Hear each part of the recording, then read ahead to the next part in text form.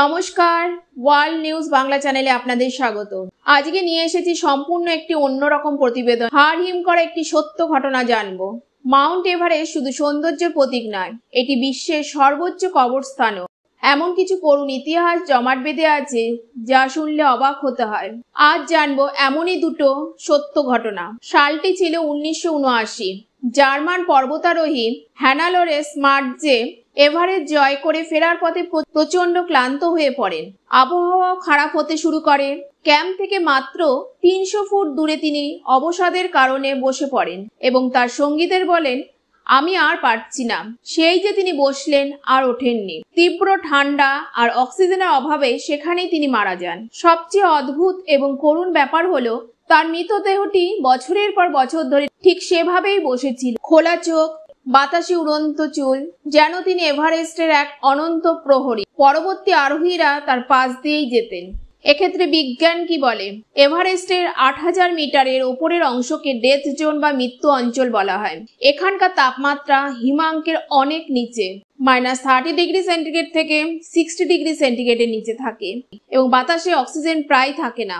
এই পরিবেশে শরীর পচনের জন্য দায়ী ব্যাকটেরিয়া কাজ করতে পারে না, ফলে শরীর পচে যাওয়ার বদলে প্রাকৃতিকভাবেই মমি হয়ে যায়, অর্থাৎ শুকিয়ে সংরক্ষিত থাকে।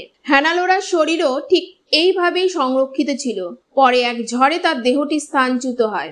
দ্বিতীয় ঘটনাটি হলো জর্জ ম্যালোরি। তিনি ছিলেন একজন কিংবদন্তি ব্রিটিশ পর্বতারোহী।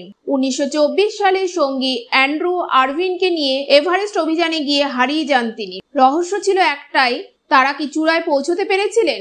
পারলে তারাই হতেন প্রথম এভারেস্ট বিজয়ী, এডমন্ড হিলারি নন। এর ঠিক 75 বছর পর 1999 সালে পর্বতারোহী কনরাড অ্যাঙ্কার ম্যালোরি হিমায়িত মৃতদেহ খুঁজে পান। তীব্র ঠান্ডায় তার দেহটি প্রায় অবিকৃত ছিল।